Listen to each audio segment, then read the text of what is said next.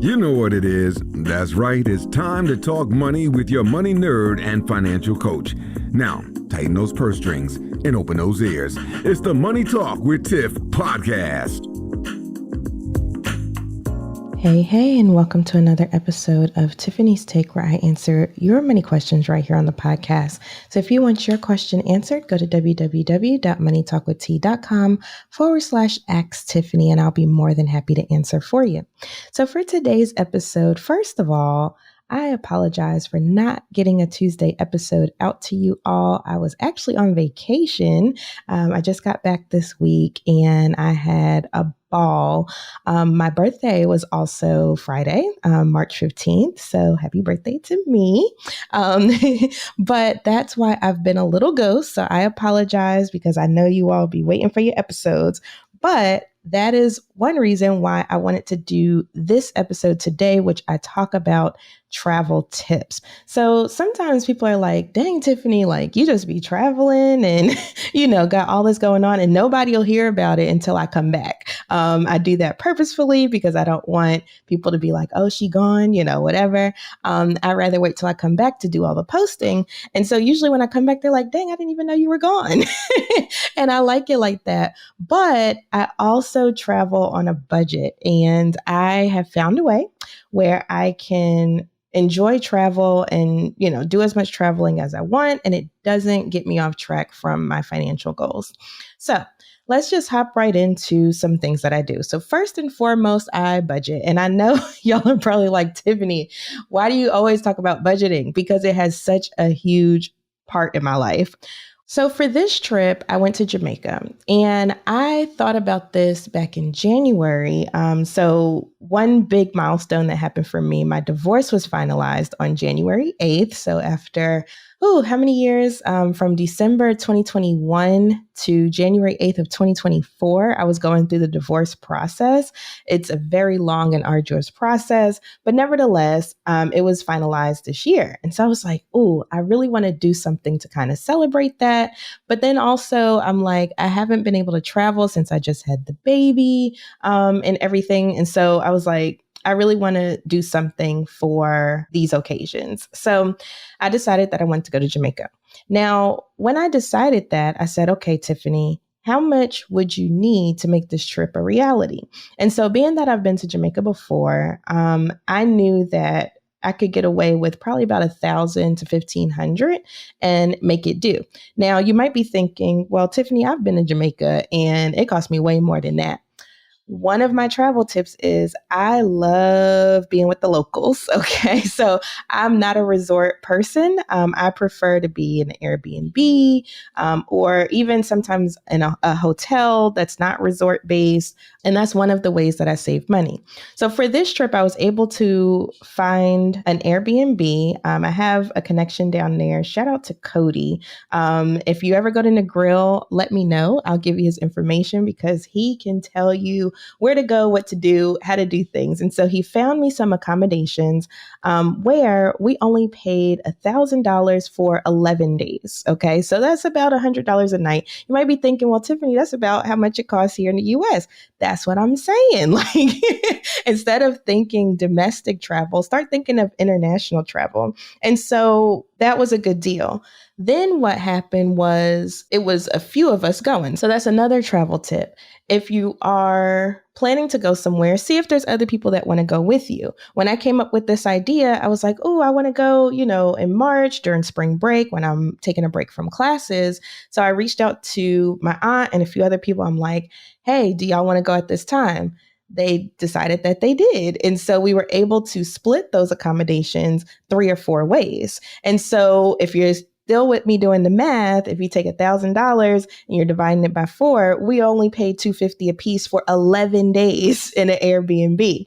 So that's why I say it's very beneficial to look at Airbnbs, Verbos, get in contact with someone locally if you know someone locally that can help you get some deals. So once that happened, I said, okay, accommodations are covered. I still have quite a bit in my budget. So now I can figure out, what the plane tickets and everything else looks like.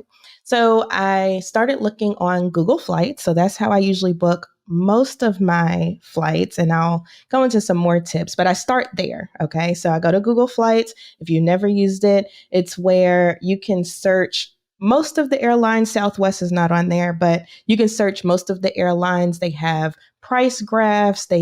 You can see a calendar, and it tells you how much the flights will be on certain days and things like that. And so that's how I plan my trips too. So I'm kind of flexible with the dates for the most part.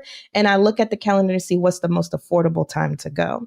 And so once I did that, I started on Google Flights, searched up the dates that I was looking for. It was a favorable price, round trip. So another strategy that I use with Google Flights too is sometimes it might be more beneficial to book one-way trips versus round trip trips.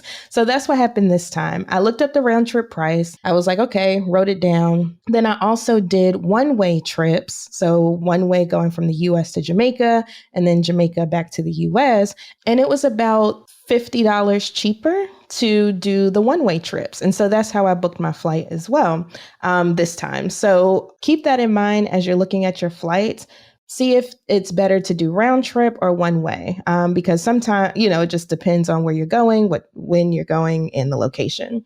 So keep that in mind. Then also another thing I did on Google Flights was I always pick multiple from airports. So I live here in North Carolina. The closest airport to me is GSO, which is Greensboro High Point Triad Area Airport. But I also put in RDU, which is Raleigh.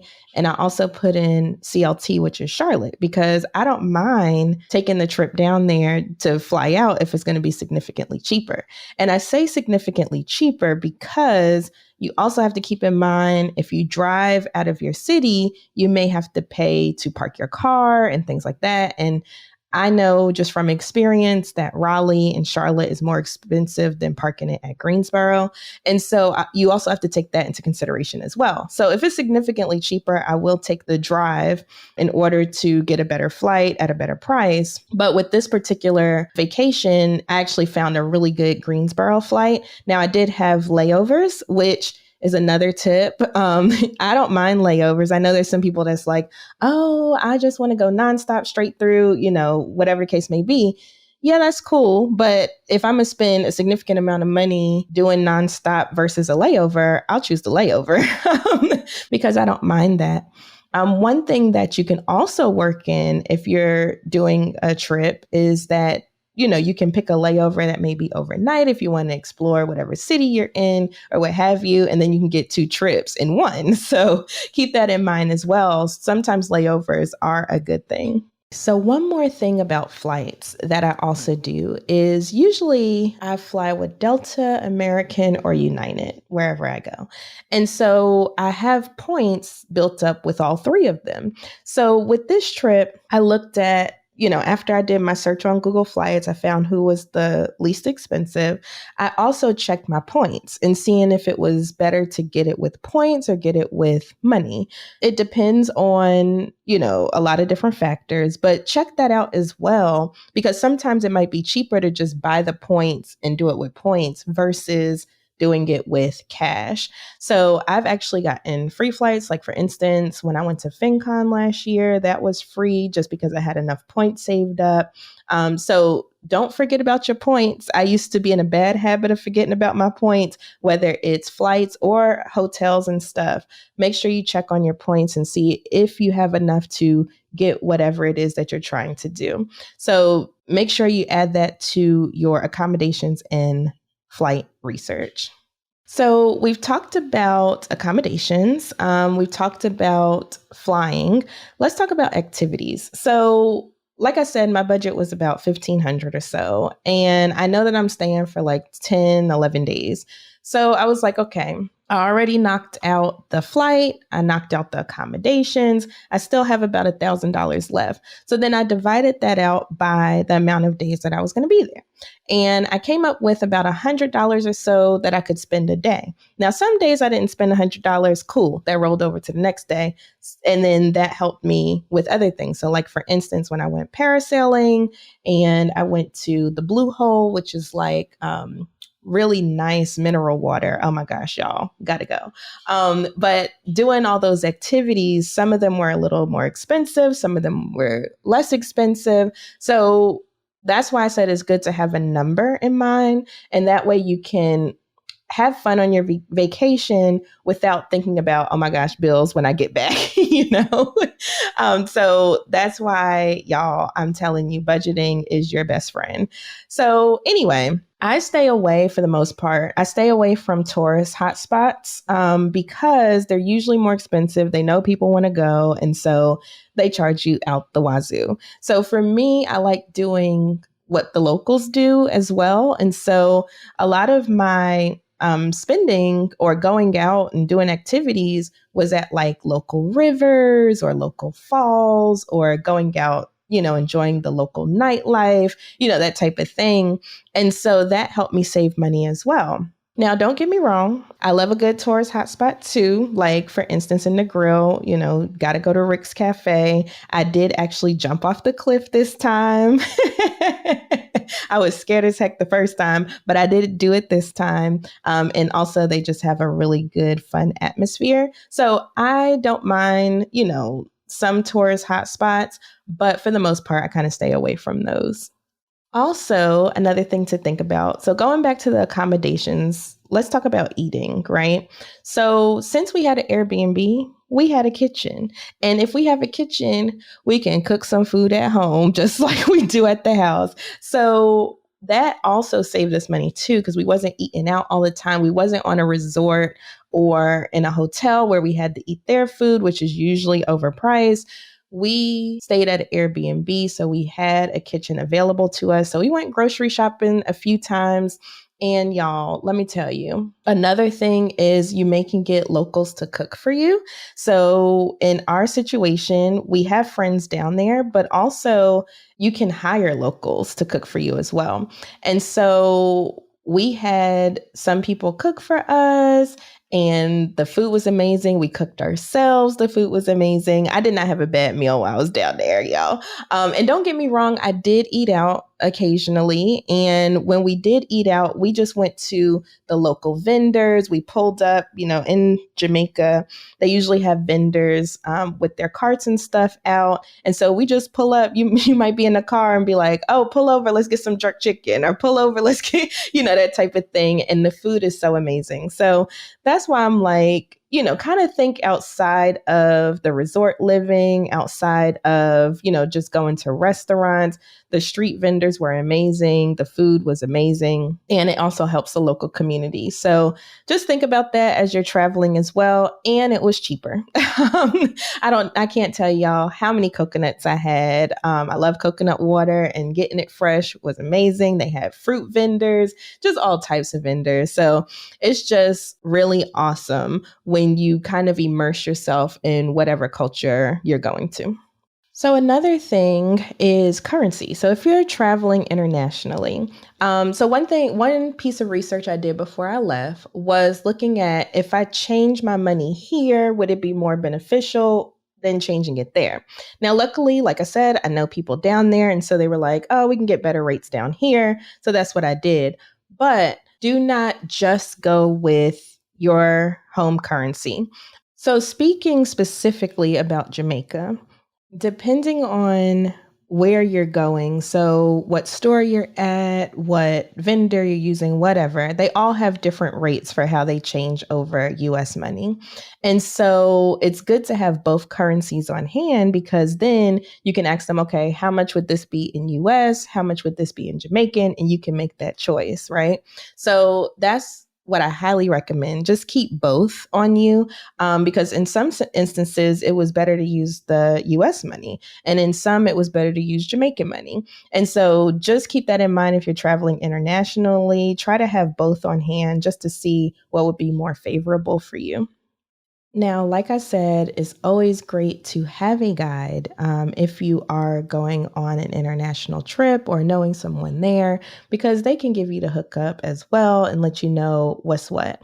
And so, like I said at the beginning, if you are thinking about going to Jamaica at all, anywhere in Jamaica, really, let me know because I can get you in contact with some of my people down there.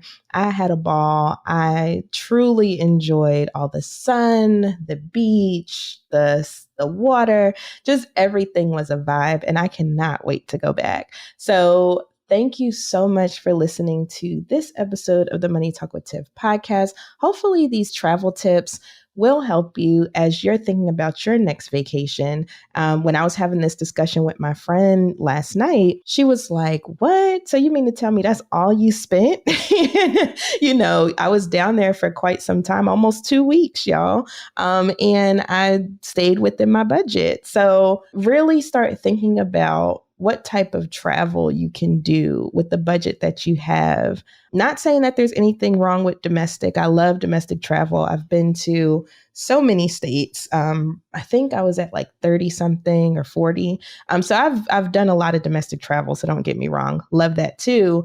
But also think with the budget that you have, what type of international travel you can do as well. I love traveling internationally. It's an amazing experience, and it allows you to see stuff outside the US. How are other people doing things? And honestly, I'm like, I really just want to move. I saw a post on social media and it was like, the new American dream is to leave America. And I feel that wholeheartedly. So anyway, I'm going off on a tangent. Hopefully these tips do help you with your future travels. So thank you so much for listening to this episode of my 2024 travel tips. And hopefully I'll see you out there somewhere, traveling as well. Now, like I said, if you want your question answered on the podcast, go to www.moneytalkwitht.com/Ask Tiffany, and I'll be more than happy to answer for you. If you enjoyed this episode, please don't forget to like, subscribe, share, leave a rating and a review. All of these things really help the podcast grow, and other people like you can find us and get these gems as well. So I hope you all have a wonderful rest of your week, and happy birthday, Pisces. We the best. Bye. Thank you for listening, joining, and being a part of the Money Talk with Tiff podcast this week. You can check Tiff out every Thursday for a new Money Talk podcast. But if you just can't wait until next week, you can listen to previous podcast episodes at moneytalkwitht.com or follow Tiff on all social media platforms at Money Talk with T. Until next time, spend wise by spending less than you make. A word to the money wise is always sufficient.